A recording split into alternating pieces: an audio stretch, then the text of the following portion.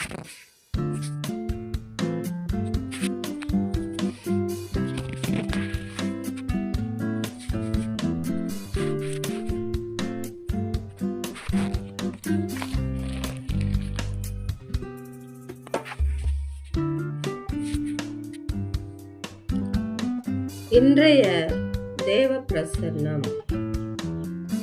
கர்த்தருக்கு பிரியமான தேவனுடைய பிள்ளைகளே, இந்த நாளில் இன்றைய தேவ பிரசன்னத்துக்குள் பிரவேசித்து கர்த்தருடைய வேத வசனங்களை நாம் தியானிப்போம். ஆமென். சங்கீதம் 46 அதிகாரம் 10 வசனம் 11 வசனம்.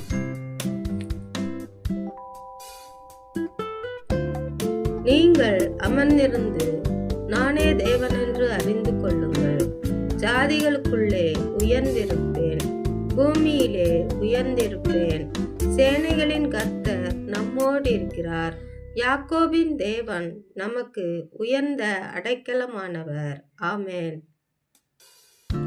கர்த்தருக்கு பிரியமான தேவனுடைய பிள்ளைகளே, நாம் கர்த்தருக்கு முன்பாக அமர்ந்திருப்போம். அவர் நம்மை உண்டாக்கியவர் என்று உணர்ந்து அவருடைய நாமத்தை உயர்த்துவோம். நமக்காக சிலுவையிலே அடிக்கப்பட்ட தேவனை நாம் தரிசிப்போம். அவர் நான் ஜாதிகளுக்குள்ளும் பூமியிலும் உயர்ந்து இருக்கிறேன் என்று சொல்லுகிறார். அப்படிப்பட்ட நம்முடைய தேவனை அவருடைய பாதத்திலே காத்திருந்து கவலைகள் எல்லாவற்றையும் கர்த்தருடைய கரத்திலே ஒப்பு கொடுப்போம். ஆமென். கர்த்தர் நமக்கு மன நிம்மதியை தருவார். ஆமென்.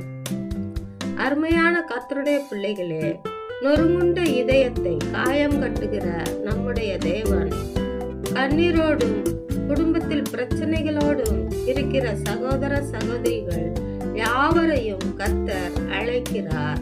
உங்கள் இருதயம் சமாதானம் அடைய வேண்டும் என்று நினைக்கிற ஒவ்வொரு பிள்ளைகளும் சமாதானத்தை தேடி ஓடி வாருங்கள். ஜீவனுள்ள தேவன் இயேசு உங்களை அன்போடு அழைக்கிறார். தற்கொலைக்கு நேராய் கடந்து போகிற உள்ளங்களே, கர்த்தர் உங்களோடு கூட பேசுவார். கர்த்தர் உங்கள் இருதயங்களை சமாதானமாக்குவார். ஆமென். கர்த்தருக்கு பிரியமான தேவனுடைய பிள்ளைகளே, இந்த நாளில் கர்த்தர் உங்களுக்கு சமாதானம் தருகிறார். ஆமென். யாக்கோபின் தேவன் உங்களுக்கு உயர்ந்த அடைக்கலமாய் இருக்கிறார். ஆபத்து காலத்தில் உங்களோடு கூட இருப்பார். கர்த்தருடைய செய்கைகளை